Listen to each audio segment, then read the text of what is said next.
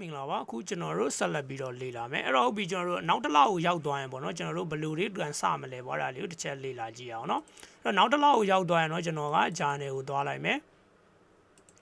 အဲ့နော် journal သွားမယ်အဲ့တော့ journal သွားပြီးတော့မှကျွန်တော်ကဒီ close တွေကိုနော်ကျွန်တော်ကနေရာလေးပြန်ရွှေ့ပေးမယ်ထားပေါ့1ရက်2လနော်22အဲ့တော့ဒီကောင်ကနော် save ထွက်မယ်အဲ့တော့ open inventory မှာdebit နဲ့เนาะ stock valuation မှာ credit ဆိုပြီးတော့ကျွန်တော်က open ဒီ inventory ဆိုပြီးတော့เนาะဒီ account လေးကိုတွန်ပြီးတော့ control C ဒီမှာခေါ်လိုက်မယ်တစ်ခါเนาะအဲ့ဒါ open ဒီကိုကျွန်တော်တို့ကเนาะတွန်ပြီးတော့ခေါ်တာပေါ့အဲ့ open inventory မှာ debit နဲ့เนาะ stock valuation မှာ credit ခေါ်မယ်အဲ့လိုပဲเนาะနောက်ထပ်ဘာခေါ်ဦးမလဲဆိုတော့ကျွန်တော်တို့ရဲ့ဒီ current เนาะဒီ period of profit and loss ကိုကျွန်တော်ဘယ်ကိုရွှေ့မလဲဆိုတော့ retain earning ကိုရွှေ့မယ်เนาะဒီကောင်ကdebit ထွက်မယ်ပြီးတော့မှဒီမှာเนาะ retain earning ဆိုတာလေးပါတယ်ကျွန်တော်တို့တွေ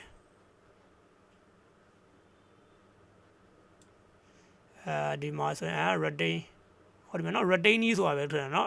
retain earning ထွက်ရမှာเนาะတော့ဒီမှာ retain ဆိုပြီးထွက်နေတာအဲ့ဒီကောင်ကိုရွှေ့မယ်ထားပါတော့ allocate retain earning ကို allocate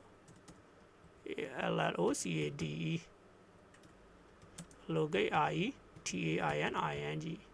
retain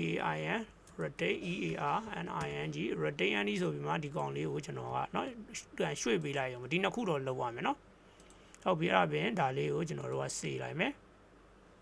စေပြီးတော့ဒီဘက်မှာ refresh တစ်ချက်ခေါ်လိုက်မယ်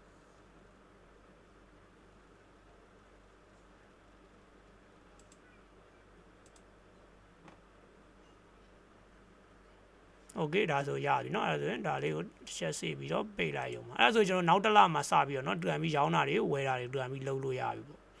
အဲ့တော့ဟုတ်ပြီဒီကနေလာမယ်လာပြီးတော့เนาะကျွန်တော်တို့ရဲ့ဒီ channel လေကြာလေးကိုကျွန်တော်က refresh တစ်ချက်ခေါ်လိုက်မယ်โอเคเนาะအဲ့ဒါဆိုရသွားပြီပြီးတော့မှကျွန်တော်ကဘယ်ကိုသွားမလဲဆိုတော့ထားပါတော့ကျွန်တော်တို့ master page เนาะ master page မှာကျွန်တော်တို့ report လေးကိုချိန်လိုက်ရုံပဲဒါဆိုရင်2လပိုင်းထွက်သွားမယ်เนาะ2လပိုင်းဒါဆိုရင်ဒီကောင်ကเนาะ28ရက်เนาะ2လပိုင်းကိုထွက်သွားမယ်